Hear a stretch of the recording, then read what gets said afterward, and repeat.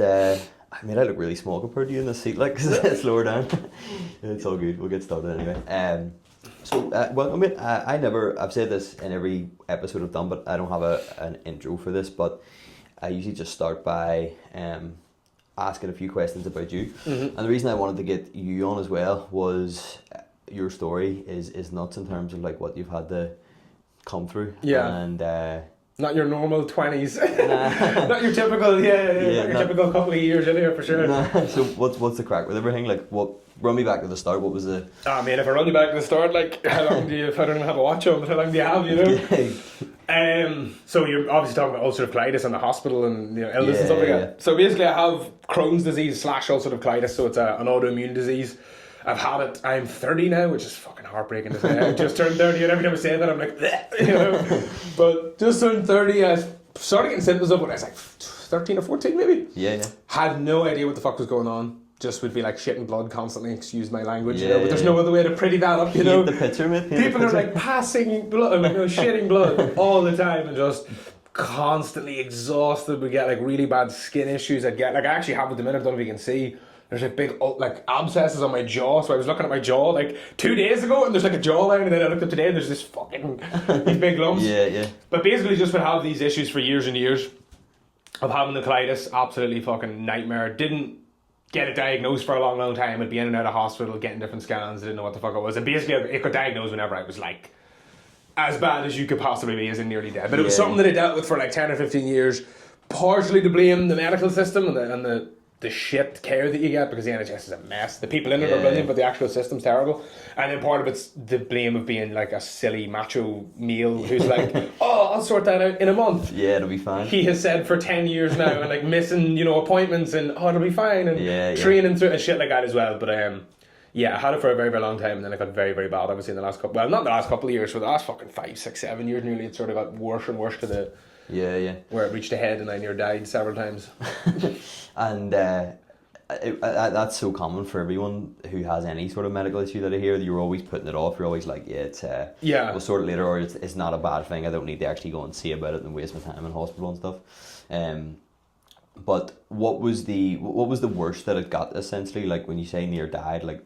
So I try to give you the Cliff Notes version now, because I actually re-listened to the podcast I did with Taylor, and I re-listened to it, and he asked me that, and I just talked for 30 minutes straight. And even when I'm watching that part, I watched it, and I still was like, I condensed that so much, and it was still 30 minutes. Yeah. Because there was so much, so I remember listening to your stories, but then it was like the stories you put up, there was like 15 or so in a row. It was like 100 one day. It was somebody. It was one day. Like, I'm not an emotional person or someone that like is real, but it was like one day or something, because it was something I posted up, and I was just like, it was such a. I was just like, try to be positive today or whatever. And someone sent me this, and it was someone I know too. I'm not going to say their name. Yeah. And to be fair, actually, after I posted the whole thing, he actually messaged me and he was like, "Here, man, I'm sorry." He actually was like, to his credit, took the L, because there was no way to.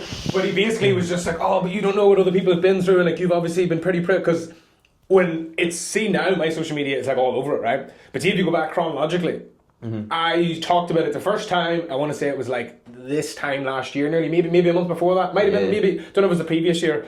It was like my 2 hospitalizations, but see, before that, never mentioned it once, because I was like, people do not want, number one, because I just think when you talk about something, you complain about it more. So if you're constantly saying, oh, but this or that, I always try to catch myself. I go to complain, I'm like, does this help me to say this? Like, I'm like, does somebody else want to, like, does my girlfriend want me to sit there and be like, oh God, I feel so terrible today? Is that going to make her be like, yeah, that's my man, I fucking love you? And I'm not saying you can't talk about it, but I just found it would made it worse than it was. I was like, you're already dealing with it. If you then talk about it as well, it's like, for your 3 hours a day you're sick, and then 3 hours a day you're talking about being sick. I'm like, no, it's fucking 6 hours. Yeah, that makes a lot of sense. You're obsessing over it. I think even with like bad moods and stuff, I would have been someone who would have complained about being in a bad mood, and then hyper obsessed about, why am I in this bad mood? Can I not get out of this bad mood? And it does sound self-explanatory, but if you just ignore it or it's trying to think your way out of a thinking problem. That's what that sort of stuff is, as opposed to just like acceptance. And you're just like, it's okay, like that's shitty. But what I was saying then, it was like I had posted that thing. He was like, look, you don't know what other people have been through, and then it just annoyed me enough. Came with receipts. Because I never mentioned anything about it, because I was like, number one, like I said, I felt like it was the wrong mindset. I was like, you should deal with this sort of stuff and just deal with it. It's not going to change it, you talking about it or complaining about it or like, woe is me, pity party. That doesn't help you, it doesn't help anybody else. It's not going to help your family knowing how bad you're having, all this sort of... And the other reason was because people don't want to sit coach. That was my mindset. I was completely wrong about that. It's actually helped my business massively with people knowing that, because they know who you are and you're a real person now and all that kind of. Yeah, you're not on a pedestal of you. I never talked about it, and then that day I was sitting in a coffee shop and it didn't intentionally, and it just snowballed, and it was like one story, and then by the time I was done, Instagram hit the limit where I was like, you can't post another story today. It was 100 stories you can post a day. And there's 100 posts on thing going through the timeline of like, do you know what I mean? Yeah. You and the Instagram CEO are probably the only people that know you can do 100 limit. And but it was one of those things too where as well I realised to some extent I was kind of wrong. I was like, it was cathartic, because I didn't realise how much I had been bottling it up. Because in my head it was like, no, you can't talk about it and da-da-da. And then that day when I did actually share it, I'm like, man, the amount of people messaged me is unbelievable. And it was around Christmas time. I think it was 2 years ago. Yeah, I think it was Christmas time 2 years ago. It was like 2 years ago, like 2 weeks ago. Yeah, you know? And the amount of people that I was talking to about it and other people that had that, and it did really happen. And then I kind of felt that weight of being able to, but I never talked about it before that.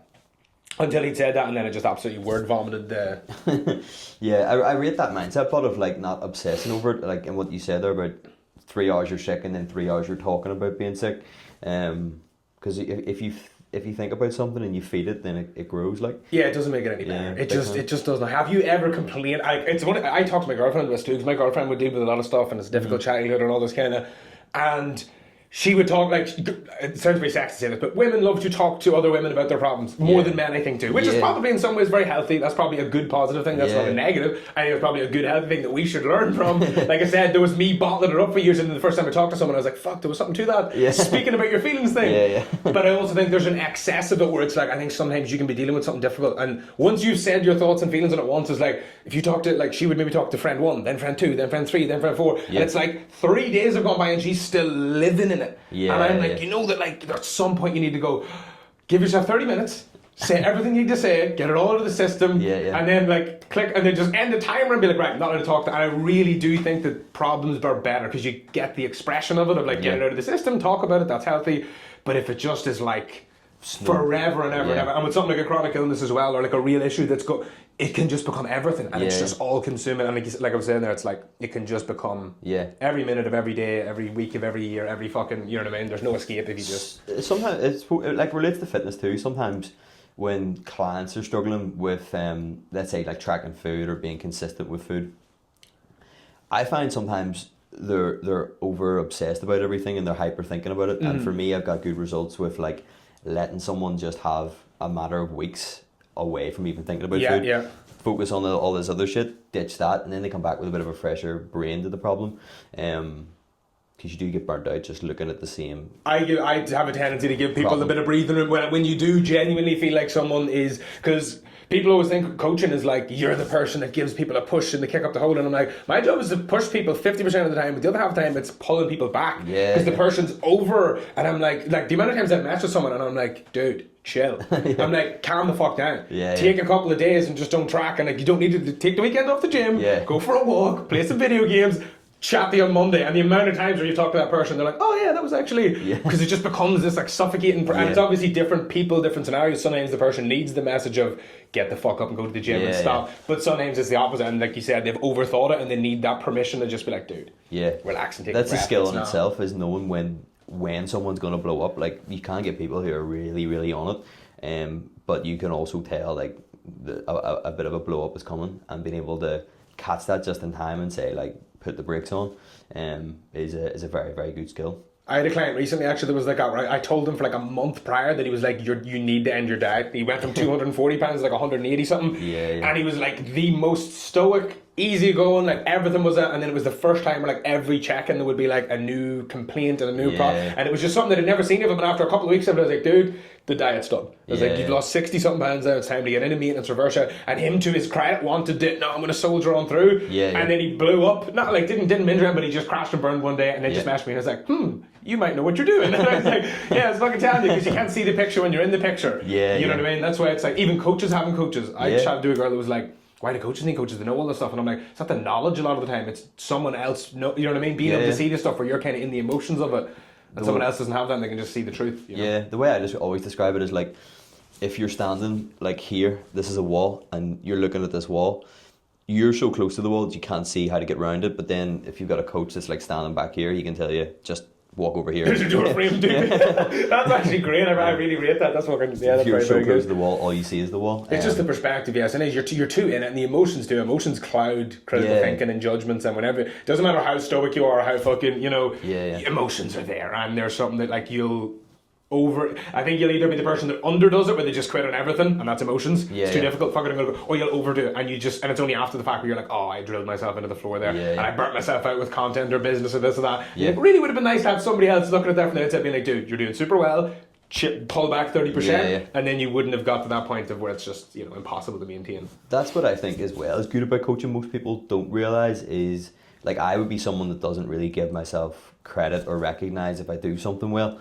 But if you do have a coach or someone in your corner to be like, by the way, perfect week, this was good, this was great, it gives you momentum and motivation, I think, as well, when you hear that you're actually doing something well. Positive, I know exactly what you mean. Positive reinforcement. You don't get it. Well, I don't feel like I get it very much or have got it very much. So whenever I do get that from someone, I'm actually like, oh shit, that's actually really nice. Yeah. Like, because I'm kind of a dick to clients, like I'm not, in a nice way, but I'm very, like my coaching style is very drill sergeant motivational speakery sort of. So because it's in that style, you don't really get the, oh my god, thank you so much, you're the best, because usually it's like you've hit them with a stick to get them doing it. They're not going to thank you for that. So sometimes when you do get it, it actually, like I notice this where I'll get a really nice message in a check-in or something, and I'm like, fuck, I actually appreciate that when you think. Whereas in my head I think I don't need the praise, but you're like, it's still nice. It's nice to have somebody say something nice and appreciate it and sort of, and it's like it depends too on what you're motivated by. Some people do like the whip, and some people prefer the arm around the shoulder, I suppose. But I'm not like that, everyone. I'm not like totally. I'm very nice and very reasonable, but I mean, in the same sense of like, you'll never, especially because it's been shaped by my own experiences. If someone was like, I would never lie to someone. If someone's like, oh, my toes sore, I can't go to the gym. I'm like, bitch, shut the fuck up. And because it's one of those things where I can't. It's inauthentic if I were to be like, oh, I totally understand. I'm like, because I don't understand. I don't understand you not when I was like in a hospital with my organs hanging out. I was doing push-ups. I'm like, I'm not going to pretend that I understand your mindset of. So it's hard for me to kind of. I think that's that's something I struggled with though when I first started coaching. It was like everything was too nice, and I wasn't giving people what they wanted, which was accountability. Like I remember clear as day, we were in a cafe in Hollywood, and this guy that literally just started, first day, basically hadn't done anything that I told him nutrition wise or tracking or anything, and he sent me a photo of like a McDonald's, and I sent him a voice note back, and I was like, yeah mate, no problems, like I know we didn't chat today, like, and it's cool, and as soon as I sent the voice note and put my phone down, Morgan was like, should he not be like getting shouted or told that that isn't right? And I was like, yeah, I suppose, I just don't really but that was You're useless. like, wait a minute. Yeah, that was useless for people because they're paying for a change, and then you're not facilitating that change. They're not paying you to. One that I always say with clients is that you're not paying me to be your friend. I'll be your friend for free. I'm like, I'll be your friend for free, but you're not paying me for that. Like, you're paying for me to tell you that. And and like you said, there is definitely. It depends on the person, it depends on the moment. You will use the stick when you will realise in hindsight that it should have been the car. And you'll have the vice versa. And it's like, some people are impossible as well. Like everyone's coached. It's the dirty secret of coaching that it's like people think that there are people that cannot be helped. That is the truth. There, and I've had to. You have to come to accept that at one point. You're like, I could have done everything. I could have had £1 million in the bank account. 100 other coaches with me, all sitting around the fucking algorithm, all going, how do we? And that person was never. It just. Do you know what I mean? I would agree with that. I've got a lot better at recognizing, like when I'm talking to people, who are inquiring, if they're that type of person that needs deeper help than what I can offer. Like, I'll always be very upfront to be like, I think that you'd be perfect for what we do, or you'd maybe be better speaking to this person or that person. Maybe it's not the right time. Like, come back. Because you start to recognise who those types of people are. You have to know what's within your, like, a lot of people talk about the imposter syndrome thing, and I'm like, the imposter syndrome thing is either you're trying to help people that you're not qualified to help, or else you're not being authentic in how you put, you know what I mean? I never had imposter syndrome really with coaching, because I wouldn't say never, but I felt like I only took on clients that I really was capable of helping. If a bodybuilding client messaged me, I was like, bro, I'm not fucking capable of. And it was also that, like, you're doing this stuff behind the scenes, so you weren't fake. You weren't sitting there with the chocolate bar and the crisps while you're doing the check-in, like, bro, you gotta lock in. I feel like a lot of the imposter syndrome, not in all cases, there's some people that really do have the insecurity, even though they're doing everything right, but I think a lot of it does come from, it's like, you're not doing this stuff, or you're taking on people you shouldn't. If you know you can really help the person, you look at all your clients, you're like, no, like, I absolutely can help all of you. You don't have that second guessing and that underpinning, you're like, no, that's the right proof person. there that you're doing it. Definitely.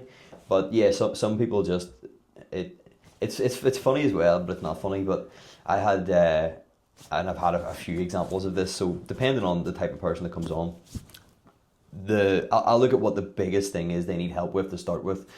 And sometimes it might be mindset around food, maybe it's something to do with knowledge, maybe it's something very simple around training, sleep, it could be anything, but I'll give them one or two resources to watch or read, and then let me know your thoughts. First thing before the form, or before the plan's actually even built. So this one particular person, the way she was speaking about food and stuff, there was a lot of myths or like false beliefs there. Yeah. So... pretty common one. Yeah, really common. I heard all bread is poisonous. And you're like, it's not though. Literally the example, like she, I'd sent her the plan anyway, read through everything. She thought, yeah, this is great, happy days. And like 3-4 days later, she messaged and she was like, I'm so sorry. I knew I would fuck this up. Like I shouldn't even have fucking started this. Like I've really fucked up badly and things. And I was like, what's happened? Like, what's went on? It's She like, was I like, forgot to track a calorie. she was like, I had sourdough for breakfast, and then I had pasta for lunch, and I've just had a sandwich from the shop. And I was like, oh, sounds like really good food. Yeah, sounds fine to like, me, yeah. But in my head, I was, have you not read anything I sent you? Like, Oh yeah, no, that you was can all tell. pre-explained. Like, You know the ones that are like that actually does drive. Yeah. I've had that with clients and all too, where it's like, I used to have more I used to have more tolerance to that, and I don't now. Yeah. See, now I'm like, look, if you can't spend my onboarding is 90 minutes, Yeah. and I've cut it down to 90 minutes. I'm like, mate, if you can't spend 90 minutes like watching a few guys and reading some resources, I'm like, because I have that where people skim over Yeah. something, and with one or two small things, I'll be fairly like, oh, maybe you didn't. Yeah. But when it becomes pretty evident, then I'm like, motherfucker, go back and watch the shit at the start, because if you expect me to like, I can meet you halfway, I can't meet you 99% of the way. Yeah. Like if I'm meeting you halfway, you have to also be there at the meeting place. I can't just be there standing there with all the plans like, what the fuck is this?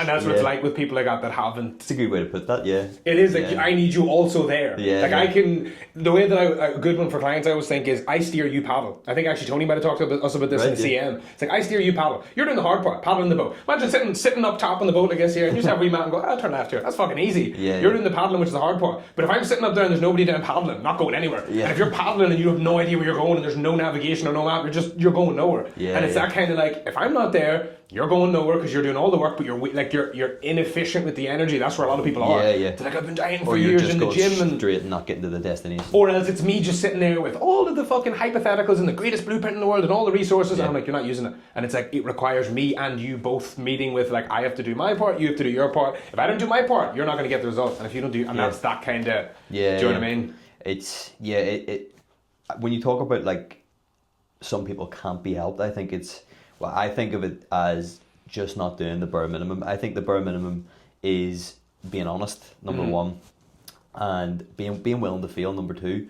But another example, this girl, she checked in, and I mean, this was one of the longest check-ins I'd done. Like, Yeah. I thought it didn't record, but it was like 23 minutes or something for a check-in, which usually check-ins are like 10 to 15. But I put a lot of energy and effort in. After I'd sent the check-in, I then went through another maybe 10 minutes of voice notes. So maybe it was overkill, maybe I overwhelmed her, Yeah, I yeah. felt like, but... No, but sometimes you have, like, if someone's not engaging, there's no other option you have. Yeah. It's like, if I've used all the other tools, I'm like, I only have this tool left, Yeah, which yeah. is, the kind of... to bombard you. Yeah, exactly. But a couple of days later, I was like, what did you think of the check-in? And she was like, haven't watched it yet. And I was like... Yeah, no, no, that's... I spent like an hour of my day like going through all that. Yeah, there's a point at which you have to be willing to cut people off. Like, absolutely. Yeah. Like, I have with clients before where I'm just like, believe it or not, actually, some of the clients that I've had that have been the worst, like, it's very rare you get someone that's really terrible for a really long time and then turns it around. It's usually they're shit for a bit at the start, and then they find a rhythm and they start doing it well, whereas it's like unlikely someone 6 months of terrible and then suddenly becomes a great. Yeah. The rare scenarios where I've had that happen was where I actually was like, you are gone in 2 weeks if you don't do whatever. Because then it was like, they were able to just be like, I'll keep paying the monthly, and I'll keep kind of half-assing it, and but it's like, they always have this like, I still can do it tomorrow. Whereas I was like, no, tomorrow doesn't, you don't have that option anymore. It was like, you either do it right now, or you don't do it at all and you're gone and you're with somebody else. And I was like, and I'll tell you this, nobody else is going to put up with it. And don't get me wrong, most of the time that client's gone. Because they're just not in the position to do it. And maybe a couple of years they'll figure it out. It's not it's nothing about their character. Maybe it just wasn't the right time. Maybe it was I'm the wrong coach. Maybe my but I have it rare scenarios where that person I have a guy actually at the minute, Brendan.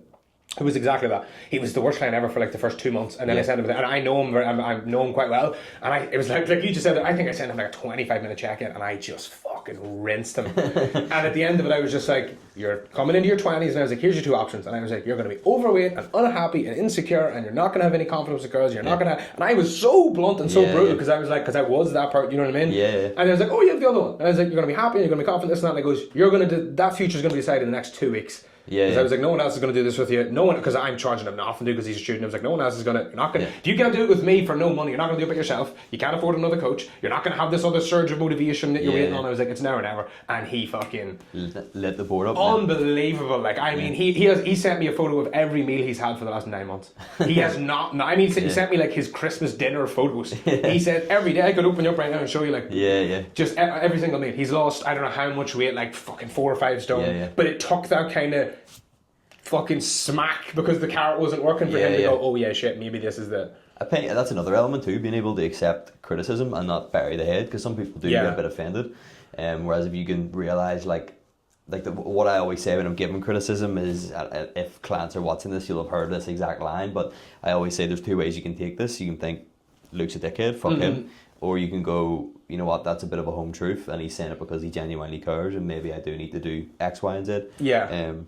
Criticisms hurt more if they're true as well. It's like, I know that I'm very hardworking, right? So see if somebody called me lazy. It doesn't. You could call me lazy 100 times, I'm just like, cool, you're not right though. Or if someone was like, you're really mentally weak, I'd be like, yeah, sure. Just because if you have that confidence in like a trait, it doesn't. Things that get you are things that like part of you, you're like, there's truth there. So it's that's like what I would say too, is if your t-shirt's white, you'd be like, it's not. The fuck, it doesn't, you're just like, what are you talking about? So it's that kind of like, that's something as well, where like if someone does say something about you and it does get you, you're like, why does that get me? There's a level of me that does believe that, and there is a bit of insecurity there, and there is a nugget of, because otherwise it just doesn't. If you have a client that's like super consistent and working really hard and you're like, you're being so lazy, bro, they're just like, what the fuck you on about? Whereas if there is truth to it, they're like, oh shit, and it's like that ability to kind of, because if you can't take the criticism, someone's telling you what you're doing wrong. They're not saying it to hurt your feelings, they're telling you because it's the truth. You know, most people don't have a person in life that will tell them the truth in that way either. I think that's another thing that it offers. But I was talking to actually Owen McGinn about that as well. What I was asking him, like, what he thinks changed to get him from a position where he was in like a corporate job to now, you know, full-time coaching. And he said, I was just very simple, I could learn. Like, he came in with a mindset to learn, and he said because he was fresh out of uni or in that mindset, he was able to come in and just learn. And I think that's a trait of success in anything you want to do, is being willing to learn. You can't teach someone something they think they already know. You have to be the fool before you can be the master. I learned this whenever I was you boxed before, don't you? Like, I learned this in martial arts, where I came into martial arts when I was 17. And for the first like couple of months, I learned absolutely nothing because I had this ego of like a 17-year-old. And then there was one day where I got the absolute shit kicked out of me to the point where I just had to go in, and I was like, I'm either going to be the guy that showed up for 3 months and they never went back because my ego got bruised, or I have to accept that like I have this idea of myself as like being this tough guy, and I'm just not. And I had to, and I came back with that sort of mindset of like, I am the worst person here. I have no idea how to defend myself. I am completely full, and it completely changed my perspective. And I was able to be fun then, and I was able to enjoy it, and I was able to like, every time you get beat up, like, can you show me what you did there? And I want to learn from that, and that kind of, and it made it enjoyable. And it was completely, but it was the death of ego had to be there first. Like, you can't learn something you think you already know. And I'm guilty of this now. Sometimes, like, I can be guilty of this in fitnessy type of stuff. I'm not guilty of that with business. I did well in the CM with like learning business because I knew, I was like, I don't know anything about marketing or anything. So I was totally open to like, you tell me what to do, and I don't know shit. Whereas with fitness, I think you can get to a point where like, I don't know, maybe you're the same. I think you can get to a point with stuff where you do get a little bit, and you have to check yourself and be like, bro, you can still learn a lot about fitness and a lot about mindset and a lot about, like, you're still a fucking... There's always something to learn, there is areas where I would be very much like, I have so much to learn, I no ego about it, but then there's areas where I've maybe invested loads of time, loads of money, loads of energy, and I'm like, maybe if it's a course or if it's a mentorship or if it's a coach, I sort of have this mindset of like, I'm at the same level as you. Like, what can you teach me? But it's pointless, because why am I even in that room then? That doesn't it doesn't serve you. Absolutely, it's not going to benefit me. But how did you actually get into coaching and starting fitness? Have you always been into sport and fitness? And it was mostly my illness, mate, to be honest. It was me being so like, what was the first thing sort of happened with my illness? I got a really bad back. I actually broke a bone in my back, believe it or not. Which I don't know whether or not, years later, because one of the things that you have with ulcerative colitis is actually it weakens your bones. You get like osteo, I don't know what the fuck the name of it. Yeah, because your body's like not siphoning nutrients correctly from your food and stuff like that. And at the time I didn't know anything about this, but I fractured a bone in my back. And I lost shitloads of weight and ended up hospitalised, and then I kind of had to rebuild my body and going through I didn't have any money for a coach, and I was like, I need to learn how to do this. So I had to rebuild my body, and then ended up getting loads of other stomach issues that I ended up getting like mistakenly diagnosed with. I got a lymph node biopsied actually because I thought I had cancer because it was all these other symptoms. It was actually, colitis and Crohn's and all wasn't that understood like 15 years ago either. 10 years, it wasn't to the same extent it is now, so it was very easily mistaken for other stuff. And I got like a lymph node removed, and then I got like lymphedema, my legs all swollen again, and lost a lot of weight and kind of. And then I had an appendix removal, and then but it was multiple times of getting really unwell and getting surgeries and losing loads of muscle where it was like, I had nothing else to do, I had nothing else to put my energy into, and I'd also had to build it back up myself so many times that I was like, I'm pretty fucking good at this, and I know a lot about it now. It was basically not being able to afford a coach and being put in a position at which it was like, it wasn't like, I want to look good for the beach. I was like, I weigh 39 kilos and I'm 19. I was like, I need to... So it was forced through the illness, and then it also was a love of the kind of process of... I fell in love with the kind of journey of it. I was watching that sort of content of like self-improvement and sort of, and then it was like, I'm pretty good at this shit and I like this and I feel like I can help people, you know. And at what point did you decide like, I'm going to teach other people this, or I'm going to lead other people through this? I hated the job I was in. I just lost my shit when I was working in a call centre, and I posted up and I was like, PT slots available, and one client signed up, and I went in the next day and I quit my job. I was like, goodbye. And she was like, are you sure this isn't premature? I was like, definitely is, but I'm still doing it. You committed to this. That's class. And so do you still do in-person stuff? Or No, it's all online now. I have a gym in Uri, so my gym is, my clients use my gym, or like some of them do, not all of them, like maybe 20% of them, 30% of them do, but they'll use my gym. They book into the gym, it's open 24 hours, they'll just open a shutter, let themselves in, they train away for the hour using the app and all. So I still have the gym that I built for in person. My clients fire away at it, and then I'm just coaching online. That's class. I think that's really handy too, having their own gym that they can go to. It's heartbreaking on my financial accounts though, keeping it open, but off there we'll just restart everything, you know what I mean? Right, camera overheated there, but we are back. So you were saying that you have the gym. I think after we had rambled on for like 10 minutes about basically how coaching what you're paying for is extended. Mute my phone here, okay? You're paying for an extra 5 years of your life. It's the only thing that you get more time in return than you actually give to the thing. So it's like, I don't have time for the gym, and I'm like, make time for your wellness, so you'll have to make time for your illness. Again one of these preachy, the amount of quotes that I have just on standby is, but it is true. Like you're adding more than 5 years, man. You're adding like 5 or 10 years to your lifespan, but you're adding 20 years to your health span, you know. Quality life. That's something that I see with being really, really unwell, right? The amount of time that I have been, that's something that has stood out to me so much, because I have seen the difference between lifespan and health span. Because see, whenever I was in hospital, like I've been in the same room with someone in a bed that close to me being here who just died in the bed beside me at least 5 times. There was like 5 different times, and you just see this end of life hospice sort of stuff where it's like their body is just falling apart. They're just shitting and pissing themselves. They're getting fed with a tube, and it's like they want to die at that point. And it's like you talk to maybe family members, and it's like I talked to a guy that was across from me. I don't want to say his name, and just not polite. And then it was like, what? How long has he been like this kind of thing? And it's like, it's maybe 15 or 20 years he's kind of been in this kind of, and I was like, in the bed, you know, has he been able to walk and this, that? And I sat and I thought about this, where I was like, that is the most, he was 19 maybe. But I was like, he, like, almost would have been better to die when he was 70. There's no way that he couldn't speak properly, he couldn't do anything. It was just like 20 years of this horrible, and then there was people that were younger as well, men who were, there was a boy that was like 50 that was in the thing with me, he was really overweight, diabetic, massive like blood lesions all over his legs, his face and his neck was covered in stuff, he had like and he was just tubes everywhere, couldn't breathe from like his lung problems from smoking so much, as like his body was just, and he was like just turned 50 or something. And he just, every time I talked to him, he just had this, and you could just tell it was this level of regret where he was like, son, don't ever let it get to this. It's like, don't ever let it get to this point. And it's like, it was one of those things, because you were sort of asking as well what got me into coaching. Part of it being unwell as well was kind of realising what kind of a shit show it is when this machine's, because people don't realise it. Like, do you ever notice how many people who like hit their 60s and suddenly get into fitness?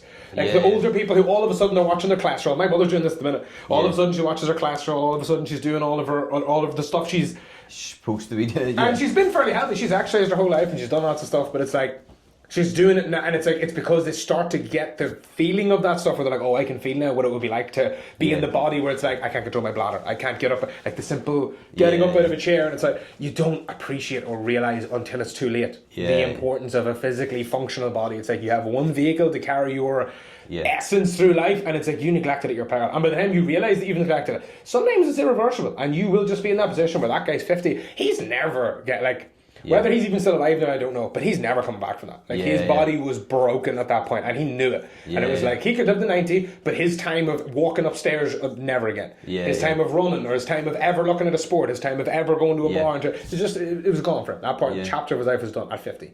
That's do you know? I know that's pretty dark, but that is like sincerely on a serious note. That is something that really I think is important to. It's something though that most people don't think about day to day. Where that actually, but. I was actually in a roundabout way saying the same thing to a client over Christmas. They'd said that because they were eating and drinking what they want, there was no point in going to the gym or going for a walk or moving too much. And I said, from a weight loss perspective, okay, there's probably, you're not going to burn enough calories anywhere near close to undo like a 6,000 or 7,000 calorie day. But there will be a time where you go for your final walk or you do your last gym session ever, and I guarantee you on your deathbed or on your armchair when you can't get up and go for the walk, you would give everything you have to be able to put your shoes on, go for a walk, or go for a run, or join a club and play a sport. Like, be grateful for the fact you can move your body, because there'll be a day where you can't. People have no idea how much of your life it actually is too. Like if someone, like let's say I think the average person, their body's in pretty bad condition by 50. That's the average person. That's not unreasonable to say. That's more than the average person, probably, because there's a lot of people, their body's in bad condition by 30, where it's like they're 30 and they're super overweight and they're already struggling, and they're a lot, like, I would say of the better end of people, the middle end of people. Let's take away the bottom 30% who are fucked way before that.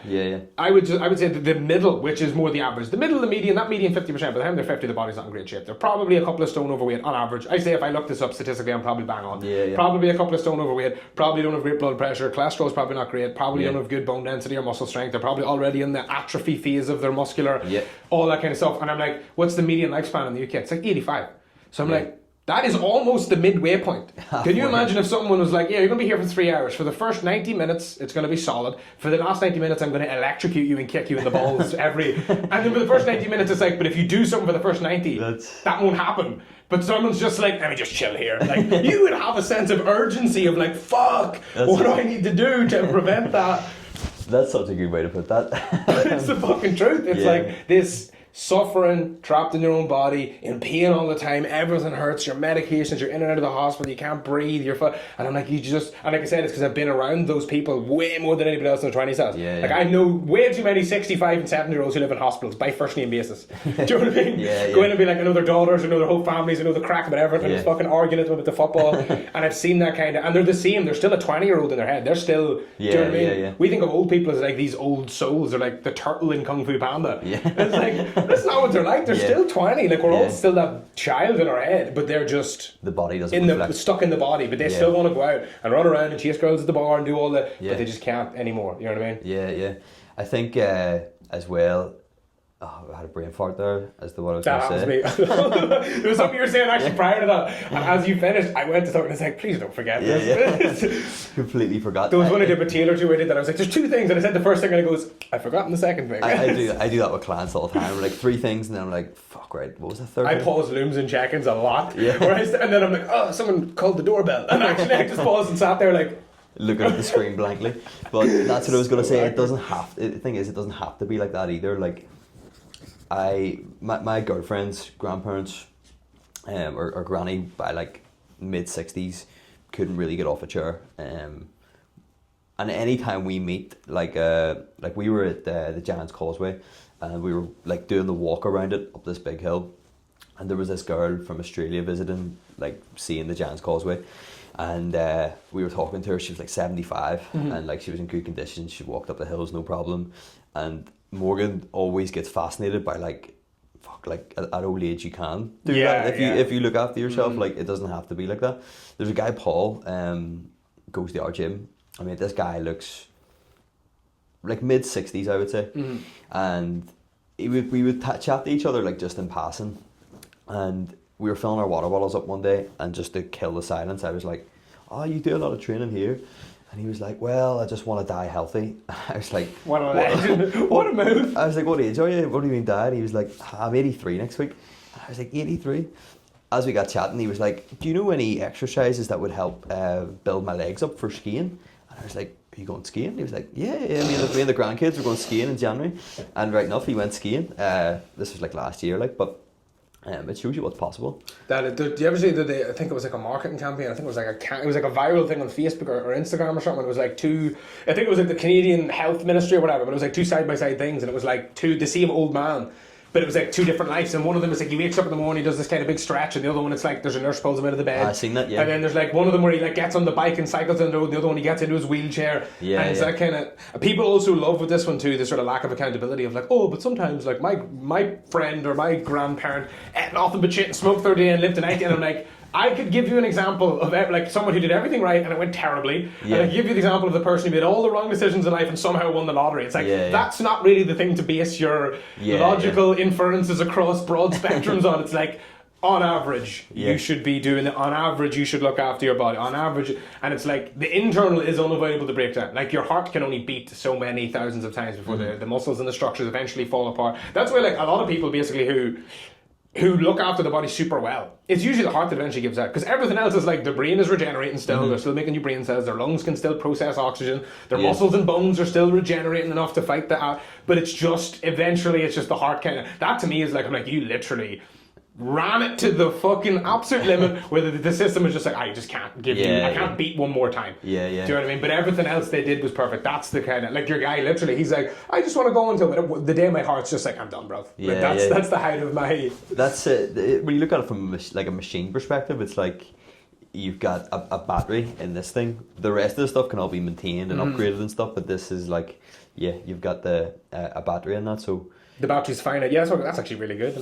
I wish I had thought of that metaphor. Yeah, the battery is. There is something with your heart where it's like it's something that can't be regenerated infinitely. It really does have like a finite number of lifespan, however number of thousands or hundreds of. That's why people who have such a really high resting heart rate or really high blood pressure, stuff like that. That's why it's so catastrophically dangerous. Because and that's why people who are super big and muscular, like bodybuilders, like that. No, I'm not talking about that. But it's really straining on your heart. Because of the fact that it's like you really by the age of 50 have probably taken the toll on your heart of the amount of pressure and the amount of times it's had to beat that it should have taken 70 years to reach. So you're reaching that same level of like, if you looked at their hearts, you're like, you have the heart of a 70-year-old when you're 40. Because it's your heart resting heart rate's been so high that it's been beating 3 times more than it should be, and this and that. And it's only so much it can tolerate. How much you can fucking squeeze something before it eventually starts to just break apart at the seams, you know? That was something that we learnt in one of our rehab courses, about like looking for red flags and finding things that were dangerous and stuff. And the guy basically taking the course was going on about taking people's blood pressure, and he said like the amount of people you'll see in your career, if you can notify people who probably don't know that they have high blood pressure, most will do nothing about it, but like you could genuinely save a lot of lives, because it's a risk factor for like everything that there is. The silent killer is what it's called, because it's no symptoms and it's so bad for your body to have that constant internal pressure. I feel like it's, see if I drink or if I have like a load of food, my heart rate, I could just be sitting watching TV, it's going like this and I feel my face going red, and I sort of, that makes me, maybe that's not what high blood pressure feels like, maybe you don't feel it, but I feel like that would be so uncomfortable just to walk around with like my face bright red and like I can feel my pulse in my neck. You see, I know, like when you see people where it's like their perception of reality must just suck all the time. It's like you kind of have this constant input of sensory stimuli all the time. And it's like whenever you hit the gym, it's like after a really good gym session, you've eaten good, you've slept good, and you're feeling good, and you've just had a really good conversation with somebody you like, the input of all the sensory stuff is just so good, and you're like, I didn't know it was possible to feel this fucking good. Or after, things that you do in the bedroom, for example. And then it's like other people, it's like their only perception of reality is just like constantly being bombarded with just horrible, miserable stimuli of like, this is uncomfortable, this is sore, this is painful, I can't fucking breathe, this kind of, and it really is the difference between, and that's something as well where I feel more comfortable talking about me with the average person, because I'm not one of these privileged people that's like, oh my god, it's like easy for you to say I'm unwell or I'm overweight, like, and you're like, oh, it feels so good to be healthy, bro. I'm like, no, because I know the perception of all that negative shit, and it's like, you really have to fight on the other side of it to create the kind of positive of, because it is, you know what I mean? That's what it works in a way. I'm sure you didn't want it to work to your advantage, but like it works to your advantage too, because a lot of people, like, if you try and offer that accountability to some people, again, they can accept the criticism, but some people could easily defend themselves and say, well, you don't know what it's like to carry around all this extra weight and this pain, and where you're like, nah, I've been there, done that. You ever see an average Instagram comment section? Oh no, yeah, like see with my clients, like no, my client, like I've had messages with my clients where I didn't reply to him, but the first message was a complaint, and the second one was like, I'm talking to the wrong person here, and it's like, I didn't even need to say something bad. Or like sometimes they'll like send me a thing, and then I'll send back like a certain emoji or something, and then they're like, oh yeah, fair enough, because I'm just like, bitch, and it is one of those things where it's like, I always second guess, because I'm like, it comes across as like saying to somebody, oh, I've been through worse than you can't possibly. But it really is more so a thing where it's like, if somebody did the thing that you're really struggling with doing, it's not meant to be a negative, meant to put you down. It's just like, bro, what you're telling yourself is not true. Yeah, and it's showing you that it's possible. It's just making it worse than it needs to be, where someone's like, I can't possibly, like whenever, I don't think I'm, like, other than whenever I had my actual surgery and I was fucked, like you couldn't, but I didn't miss a day of training when I was in the hospital. Like I trained everything, because I was like, can my legs stand up from chair? Yes. Equals yes. Can hands touch floor? Equals yeah. Because I could have so easily been like, oh, but I can't do it. And I'm like, yes, I physically can. If someone walked in and had a gun and was like, do a push-up. I can do a push-up. Yeah. So why wouldn't I do the push-up? It's like that kind of... Yeah. Do you know what I mean? And it's just too easy for people to jump from one... I had a girl before that told me that she couldn't track her calories because she broke a bone in her foot. I remember this girl so vividly. This is one of my, like... I will be on my deathbed, I will remember this girl. The moment where I sat and I just stared at this message and I was like...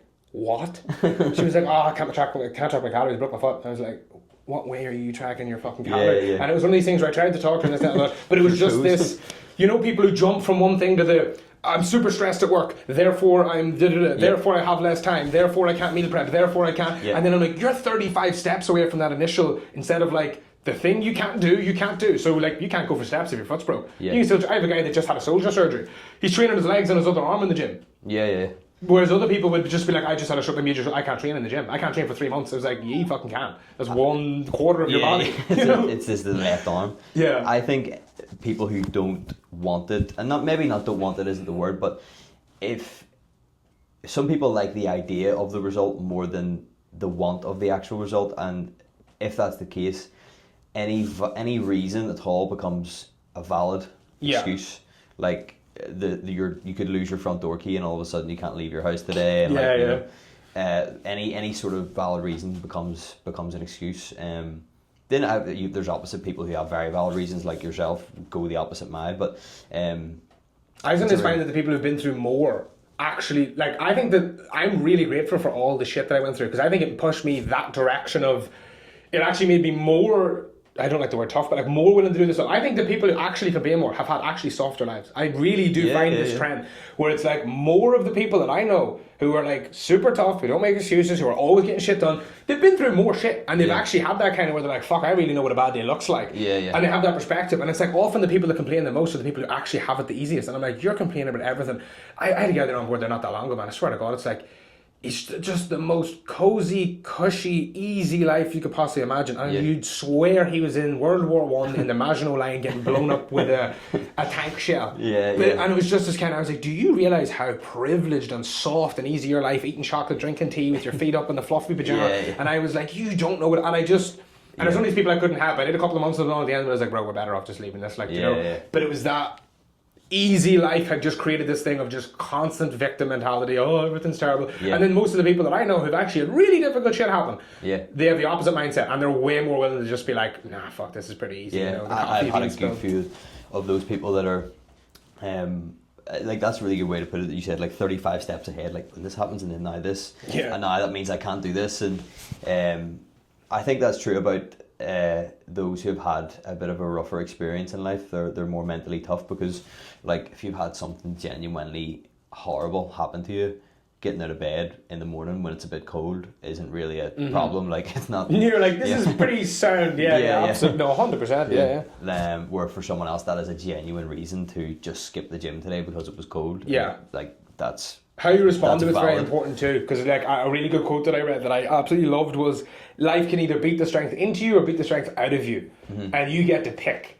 And I thought about this so much, and I was like, because I do know people that aren't like what I was describing there. I know people that have had really bad stuff happen to them, and it just beats the life out of them. Yeah. Like their life's been really difficult, and they just turn to drugs, and they're just collapse into nothing. Yeah. Do you know what I mean? Yeah, So again, that's not an all-encompassing. Yeah. Those people exist, but it's like that choice is always there, and I do think people have the victim mindset of thinking, no, my reaction was just. And I'm like, no, you can pick, and it will either beat the strength into you or out of you. We all have difficult shit, and we all go through trauma, and we all go through. Yeah. But you can either let it make you stronger, because every time you come out of it, you're like, again, another fucking quote. But it's like the strongest steel's made in the hottest fire, and you can come out of the hottest fire and be like, oh, that was so hot, I hated that. Or you can come out of it and be like, holy fuck, and every time you go back in and every time you come back out, you're like, I'm another. Like David Goggins talks about that. David Goggins was one of the reasons I quit my job and turned to coaching. You actually asked me that. I was like, oh, I quit my job and just get sick of it. Reading his book was what got me into coaching. Yeah. And it was his life where it was like, this was like, I hadn't gone through half the stuff then. That's a mad book. Wow, like.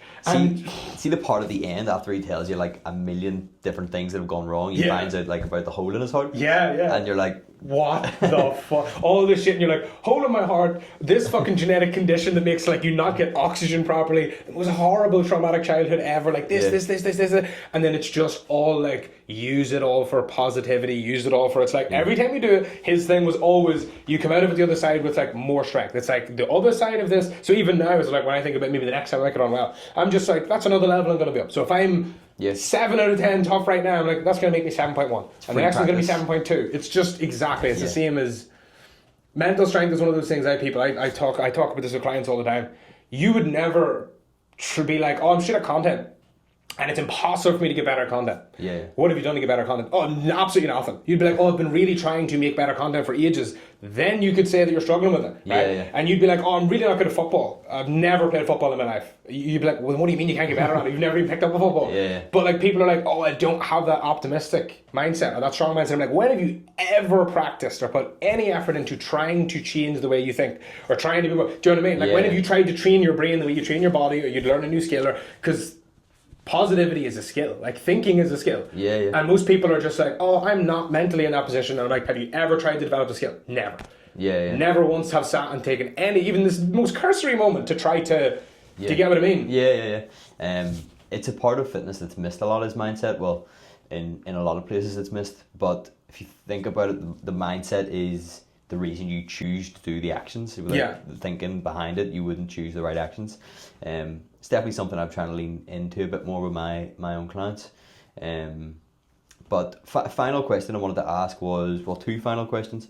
If you only had 5 exercises to do for the rest of your life, what would the 5 be? That's a fucking tough one. You're meant to give 10 for this, not 5. 5 only. Right, that sucks, man. Pull-ups. Can you? Is it variations of exercise or just one exercise? Because I would say pull-ups, but the problem is a lot of people can't do pull-ups, so you need to have assisted pull-ups in there. Yes, yeah. Variations of pull-ups. For yourself. For me personally, pull-ups definitely. Pull-ups for chin-ups 100%. Dumbbell bench is going to be one of them, or barbell bench, either of them. People hate them now, and I'm like, they're so good. Like, dumbbell bench would be my I do both, to be fair. Me taking my bench from like 40 kilo to 120 something was like my entire physique transformation. My upper body was just bench all day, every day. And people now, it's like a million different things. I'm like, get stronger on one movement that's for your upper body, and you will build shitloads of muscle. It is that simple. Like if you can lift 40, and then in a couple of months' time you can lift 60, and then in a couple of months' time you can lift 80, do you think you will have more muscle? Like, me tripling the amount of weight I could press definitely substantially added fucking as opposed to like a million. So I would have like barbell or dumbbell bench, pull-ups. I can't even put a squat in. I would have put a squat or a deadlift, but I can't anymore because of my fucking being a retard. I'm allowed to use that word because I am disabled. I am a handicap, so I'm allowed to say that. I used to use that and be like, fuck, I can't say that word. Now I'm like, yeah, I get that. Got the I have the full, I have the card for that now. So split squats, definitely split squats actually. Split squats, pull-ups, dumbbell bench, barbell bench. One of the two, not both. We'll say dumbbell bench, pull-ups, split squats. What am I missing there? Like back, push-pull legs, basically. You're probably the only person to put split squats in, to be fair. Yeah, split squats, but because people don't want to do them. People want to avoid the pain, and I'm like, pick a better movement for training. Like you're training every muscle in your leg. You're maybe not getting a huge amount of calf, but you're getting every muscle in your leg. I love the feeling of having like one heavy dumbbell strapped. And holding on to it, because people do the wrong too. They're like balancing in the middle of the room. strap a dumbbell on, hold the frame in front of you, and be completely controlled and allow yourself to use it for and you can, like, you get 50 kilo dumbbell in your hand and do 10 of those, man, your legs are going to get big, you know. Maybe like walking lunges or something like that there would be a good one. People hate them now because they're like, they're not stable enough to overload. I'm like, yeah, they fucking are. You know, if you can't balance doing that, you have bigger issues than walking lunge I'd put in maybe. And then I don't give a shit about that. An arm movement, probably like a tricep push down or something. See the tricep push down, was it? Yeah, tricep. Mine changes quite a lot, to be fair, but I would definitely have standing cable lateral raises. That's a good one. Yeah, see, I was thinking shoulders, and then I was like, oh, fuck it, I'll live without the delts. I would probably have, I would say dips, because you can weight them, pull-ups, squat, and then maybe like a preacher curl. I was about to say, you're not meant to have like a physio rehab one, like an inverted twisting rotary kettlebell swing or something, you know? See, if you go down my Instagram, like I used to post a lot of that stuff, like here's this fancy banded drill no one's ever heard of before. And in reality, for injury prevention, the best thing you can do is get stronger on normal movements. Like, that'll build your tendons, your ligaments, your bones, your muscles.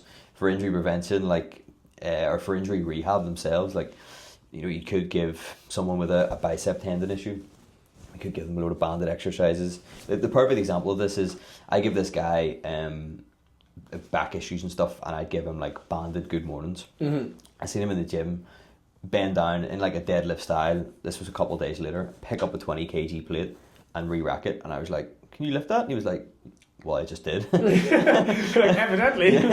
And I was like, I'm going to need to change that banded thing, because I was starting him off on a banded movement and he's capable of lifting 20 kg. So sometimes banded stuff and fancy stuff is the way forward for the starting position, but it should always progress into proper compound, get strong, because you're not going to do like the fucking rotary. See the amount of time like people spend 25 minutes doing that at the start. I've done like full workouts and I've seen guys and I'm like, is he still doing the plate rotated? Do you know what I mean? I'm like, bro, moving the band like this for like 10 minutes, 3 to 4 minutes. Don't get me wrong, I do 100%. I've had to do rehab stuff before, and I do think it is very important, and it's very specific that you don't get with your typical, but like you said, I think 70-80% should be like, get strong on big heavy compounds in the appropriate ranges without exceeding your capacity. For warming up sometimes, but I think eventually your rehab plan, if it's progressing properly, should look like training. You're trying to get your body strong again. You don't get your body strong again if it's not being subjected to proper weights. And you can't lift the proper weight on the really fancy, you know what I mean? You can lift the proper weight if you're doing a fucking deadlift or a squat or this or that. So it's like you need the if you're able to challenge and increase the weight over time. Yeah, yours were good there. I didn't think of dips, actually, to be fair. That's a solid dips. I was thinking about dips or dumbbell incline, but I do like both. Either or, to be fair.